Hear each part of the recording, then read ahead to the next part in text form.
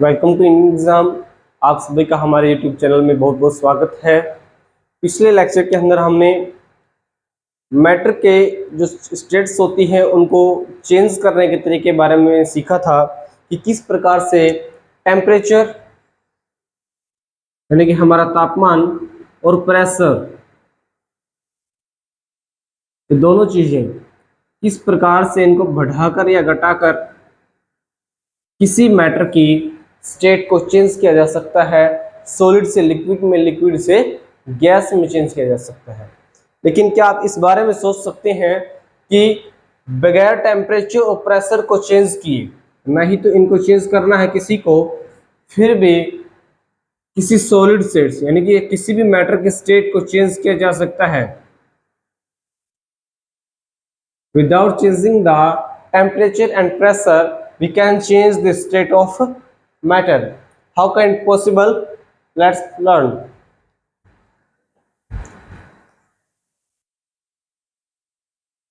आप सभी ने कपड़े सूखते हुए देखे होंगे या फिर तालाब के जल को वाष्पीकृत होते हुए देखा होगा। जैसे कि हमारे पास ये तालाब है, तालाब के अंदर जल भरा हुआ है। जैसे ही इसके ऊपर सनलाइट होती है, आप कहेंगे ये हीट मिल गई। हीट अवश्य मिली है, लेकिन जो ये वाटर होगा ये इसके मेल्टिंग पॉइंट तक नहीं पहुंचेगा। पिछले लेक्चर में हमने पढ़ा था कि जब कोई भी लिक्विड उसके गैसेस स्टेट में तभी जाएगा जब उसके मेल्टिंग पॉइंट से बॉइलिंग पॉइंट में चला जाएगा। यानी कि अगर हम सॉलिड को, लिक्विड को टेम्परेचर के द्वारा, ये पिछले लेक्चर में एक टॉपिक छूट गया कि लिक्विड को जब हम गैस के अंदर चेंज करते हैं टेम्परेचर को बढ़ाकर, तो जिस टेम्परेचर के ऊपर ये लिक्विड इस गैस में चेंज होगा उसको हम क्या बोलते हैं? Boiling point. मेल्टिंग पॉइंट तो हमने पढ़ लिया था। यानी कि जिस तापमान के ऊपर एक द्रव गैस में बदल जाता है उसको हम क्या बोलते हैं? उसका क्वथनांक बोलते हैं।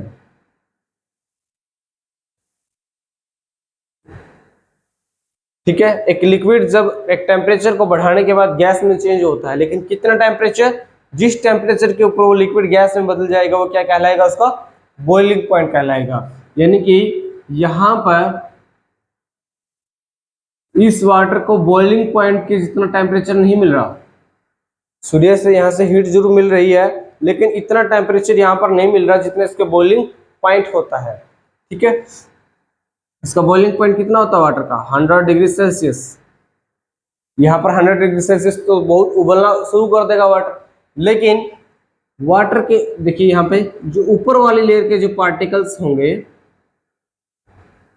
और जो नीचे की लेयर्स के जो पार्टिकल्स होंगे, इन पार्टिकल्स के कंपैरिजन में ये इतनी हीट प्राप्त कर लेते हैं, ये ऊपर वाली जो लेयर है पार्टिकल्स की, वो इतनी हीट प्राप्त कर लेते हैं कि इस बॉन्ड को नीचे वाली लेयर्स के पार्टिकल से उस बॉन्ड को तोड़ देते हैं और वो ऊपर वाली लेयर जो वाटर के ऊपर की जो लेयर थी वो किस स्टेट में चली जाती है? गैसियस स्टेट में चली जाती है।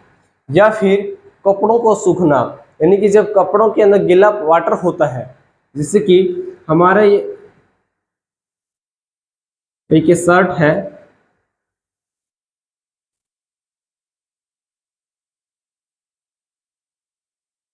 ये शर्ट है, तो इसके अंदर वाटर के पार्टिकल्स हैं। ठीक है, तो उसके आसपास जो हवा होगी उस हवा के पार्टिकल्स के बीच में क्या होंगे? गैस होंगे। अगर ये हवा गीली है,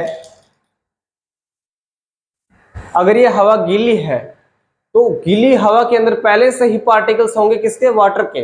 वाटर के पार्टिकल होंगे तभी तो वो हवा क्या होगी? गीली होगी। तो गीली हवा में कपड़े जल्दी नहीं सूखते। अगर हवा गर्म होगी, गर्म मतलब उसके अंदर वाटर के वेपर के पार्टिकल्स नहीं है, यानी कि वहां पर वाटर के वेपर के पार्टिकल्स आने की जगह काफी खाली पड़ी है। यानी कि अगर ये पार्टिकल्स काफी दूर दूर है, आसपास की हवा गर्म है, तो ये पार्टिकल्स क्या करेंगे, उस गर्म हवा से हीट प्राप्त करेंगे और इन पार्टिकल्स से क्या कर लेंगे, अपने जोड़ को तोड़ देंगे और इस गर्म हवा के पार्टिकल्स के बीच में अपना स्थान बना लेंगे, जिससे इन कपड़ों से पानी की बूंदें निकलकर हवा में चली जाती है और जितनी ज्यादा हवा तेज चलेगी कपड़े उतने जल्दी सूखते हैं। तो हम समझ सकते हैं कि बगैर टेम्परेचर और बगैर प्रेशर को चेंज किए, बगैर टेम्परेचर और प्रेशर को चेंज किए भी किसी मैटर की स्टेट को चेंज किया जा सकता है। और जैसे ही विदाउट टेम्परेचर और विदाउट प्रेशर के वाटर का गैसियस स्टेट में चले जाना क्या कहलाता है, वेपोराइजेशन।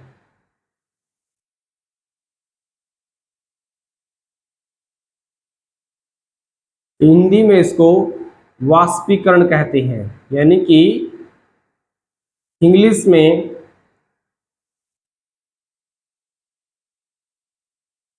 वेपर होता है और हिंदी में इसको वाष्प यानी कि भाप, पानी का वेपर बनकर गैसियस स्टेट में चले जाना या फिर वाष्प बनकर गैसियस स्टेट में यानी कि गैस अवस्था में चले जाना हमारा क्या कहलाता है, वेपोराइजेशन यानी कि वाष्पीकरण कहलाता है। इंपॉर्टेंट डेफिनेशन है। फैक्टर अफेक्टिंग द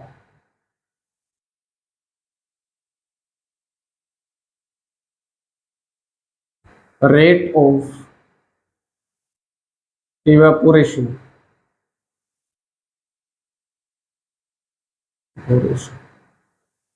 देखिए वाष्पीकरण की दर को प्रभावित करने वाले बातें कौन कौन सी हैं, यानी कि ऐसी चीजें कौन कौन सी हैं जो वाष्पीकरण को बढ़ाती है या फिर वाष्पीकरण को घटाती हैं, वो सभी बातें हम सीखते हैं। सबसे पहले है एटमॉस्फेरिक टेम्परेचर, वायुमंडलीय तापमान।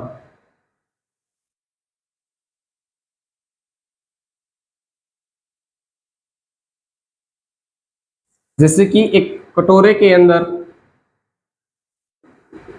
दूध रखा हुआ है, मिल्क रखा हुआ है, तो उसके ऊपर अगर उसको हम धूप में रखेंगे, ठीक है, या फिर वाटर मान लीजिए, दूध को हम नहीं मान सकते इतना, पेट्रोल को मान लीजिए, तो अगर हम उसको धूप में रखते हैं तो वहाँ तापमान क्या होगा, ज़्यादा होगा। और वही बात है, ऊपर के पार्टिकल्स की जो लेयर होगी वो हीट गेन करेगी और हीट गेन करने से उसके पास उसकी काइनेटिक एनर्जी क्या हो जाएगी, बढ़ जाएगी। यानी कि जैसे ही हम पार्टिकल्स को क्या देते हैं, हीट देते हैं, ऊर्जा देते हैं, उसके काइनेटिक एनर्जी क्या होती है, उसकी ज़्यादा हो जाती है। जैसे पार्टिकल्स हैं,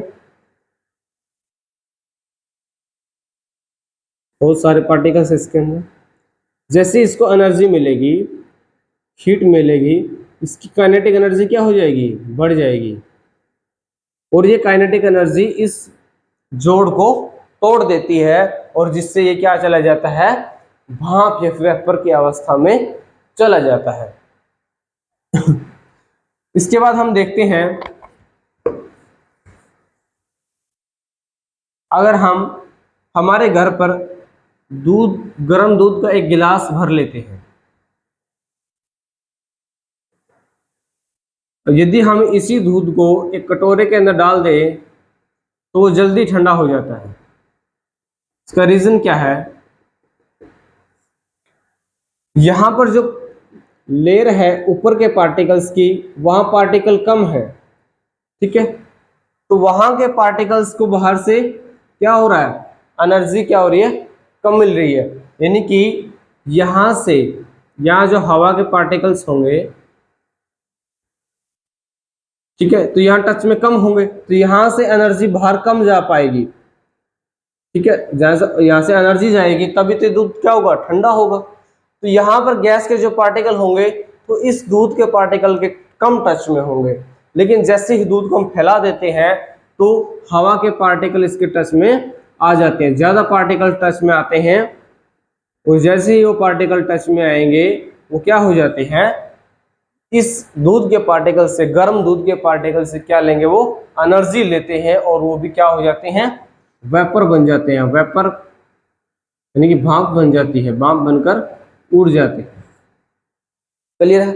यानी कि जो नीचे का जो दूध था हमारा, यहाँ भी और नीचे भी, इसके अंदर भी, नीचे के जो सरफेस था वहां पर कोई वाष्पीकरण नहीं हुआ, वहां पर कोई वेपोराइजेशन नहीं हुआ। इसलिए हम कह सकते हैं evaporation is a surface process. ये एक सही प्रक्रिया है। इंपॉर्टेंट क्वेश्चन है कि वाष्पीकरण है वो एब्जॉर्ब करती है, सोखती है, या फिर एडजॉर्ब करती है। एडजॉर्ब मतलब जुड़ना, किसी के साथ जुड़ती है, या फिर किसी सतह पर क्रिया करती है, या सरफेस पर क्रिया करती है। हमारी जो इवेपोरेशन है, वाष्पीकरण है, वो एक सरफेस प्रोसेस है, सतही प्रक्रिया है। इंपॉर्टेंट क्वेश्चन है हमारा ये। उसके बाद स्पीड ऑफ एयर। मान लीजिए तालाब है, इसके अंदर जो वाटर है, ठीक है, उसके ऊपर जो हवा चल रही होगी, अगर उसकी स्पीड कम होगी, सॉरी ज़्यादा, मान लीजिए स्टार्टिंग में अगर उसकी स्पीड ज़्यादा है, तेज गति से हवा चल रही है, तो वो पार्टिकल जो स्टार्टिंग में यहाँ होंगे, ठीक है, वो क्या होंगे, गर्म होंगे, और वो इन पार्टिकल्स को क्या कर देंगे, गर्म कर देंगे, जो यहां से अपना बॉन्डिंग को छुटवा करके, यहां से जोड़ को छोड़ करके यहां पर चले जाते हैं, ठीक है।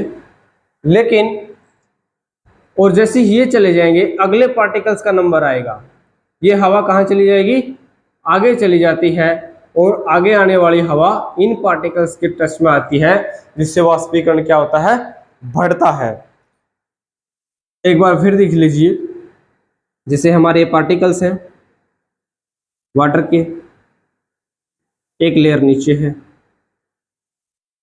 ये हमारी हवा है, इसके जो पार्टिकल्स होंगे ये गर्म पार्टिकल्स हैं। जब गर्म हवा पानी के ऊपर से गुजरेगी तो इनको क्या करेगी, गर्म करेगी, जिससे ये गर्म होकर काइनेटिक एनर्जी प्राप्त करेंगे और हवा के जो बीच में गैप होगा उसके अंदर चले जाएंगे, ठीक है। और जैसे ही ये हवा इस पानी को लेकर के आगे चली जाती है, तो आगे आने वाली हवा दोबारा से इस नीचे वाली लेयर के पार्टिकल्स को क्या करती है, गर्म करती है, और इसको भी अपने साथ लेकर के चली जाती है। लेकिन अगर यहाँ पर हवा की गति धीरे होगी, अगर हवा की स्पीड कम होगी, तो यहाँ पर हवा के जो पार्टिकल्स होंगे, ठीक है, वो इसको गर्म करते हैं, गर्म तो कर देते हैं, और यहाँ के पार्टिकल्स यहाँ भी चले जाते हैं, लेकिन ये यहीं पर रुकी रहती है हवा, तो नीचे वाले पार्टिकल्स को इवेपोरेशन करने का मौका नहीं मिल पाता, ये यहीं के रही रहते हैं। सिर्फ ऊपर वाली लेयर ही क्या कर पाती है, वेपोराइजेशन, वाष्पीकृत हो पाती है, नीचे की लेयर इतना वाष्पीकरण नहीं कर पाती। इसीलिए अगर हवा की स्पीड क्या होगी, ज्यादा होगी, तो वाष्पीकरण भी क्या होगा, ज्यादा होगा। अगर हवा की, एयर की स्पीड क्या होगी, कम होगी, तो वाष्पीकरण भी क्या, कम होगा। तीसरा इफेक्ट है ह्यूमिडिटी इन एयर। हवा के अंदर आर्द्रता, ह्यूमिडिटी को हिंदी में बोलते हैं आर्द्रता। यानी कि मान लीजिए इसके गोले के अंदर क्या है, हवा है, ये हवा के पार्टिकल्स हैं, वायु के। तो जितने पार्टिकल्स इसके अंदर वाटर के होंगे, पानी के पार्टिकल्स या पानी के कण जितने भी इसके अंदर ज़्यादा होंगे, उतनी ही ह्यूमिडिटी इसके अंदर ज़्यादा मानी जाएगी। यानी कि किसी हवा के अंदर जल की, जलवाष्प की या फिर भाप की जितनी ज़्यादा मात्रा होगी, उतनी उसकी ह्यूमिडिटी ज़्यादा मानी जाएगी। यानी कि किसी हवा के अंदर पाए जाने वाली जल वाष्प की मात्रा ही क्या कहलाती है, आर्द्रता कहलाती है, ह्यूमिडिटी कहलाती है। तो देखिए ह्यूमिडिटी का हमारे वाष्पीकरण से क्या लेना देना है।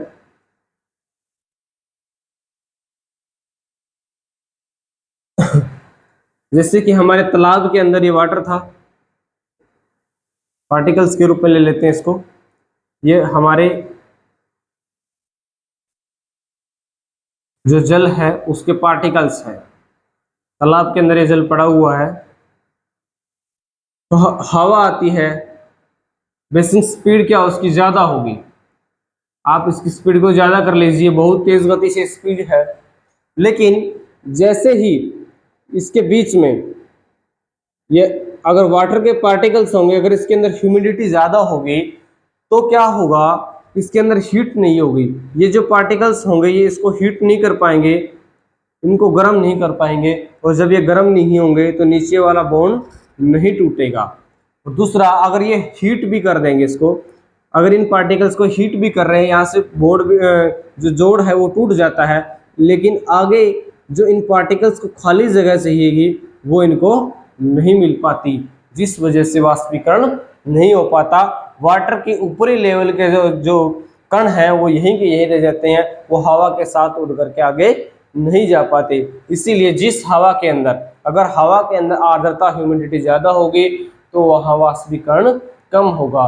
सर्दी के दिनों में जब हवा में वाष्प ज़्यादा होते हैं तो तालाबों का पानी नहीं सूखता, लेकिन गर्मियों के अंदर जब हवा के अंदर ह्यूमिडिटी नहीं रहती, बिल्कुल लू चलती हैं, गर्म हवाएं चलती हैं, वहाँ पर हवा के अंदर जलवाष्प की मात्रा नहीं होती, तो वो तालाब के जल को वाष्पीकृत करती रहती है। इसके बाद तो तापमान को हम किससे मापते हैं? कुछ लोग कहेंगे डिग्री सेल्सियस में, लेकिन तापमान का एसआई जो मात्रक होता है, स्टैंडर्ड इंटरनेशनल, एसआई को हम क्या बोलेंगे? Standard international. तापमान का जो एसआई मात्रक होगा वो क्या होगा? केल्विन होगा। डायरेक्टली क्वेश्चन आ सकता है, तापमान का एसआई मात्रक क्या है? उसके बाद जो हमारा बल होता है या फोर्स होती है हमारी, उसका जो एसआई मात्रक होता है वो न्यूटन होता है, उसको एन से डिनोट करते हैं, न्यूटन।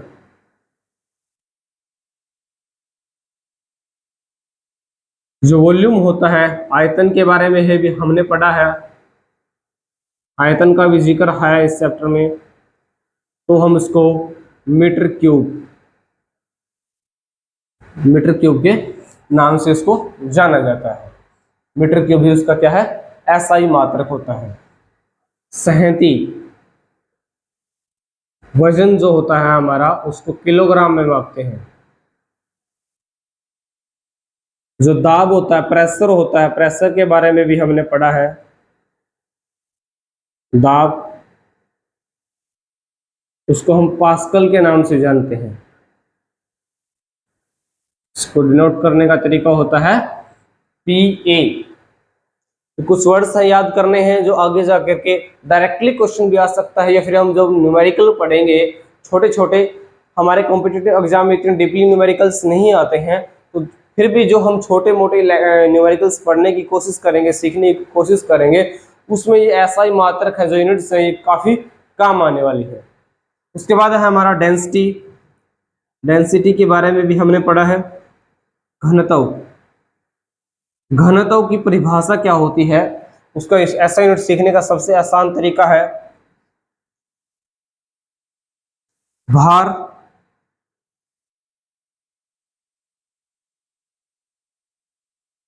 सहती या वजन कह सकते हैं, सहती बटे आयतन।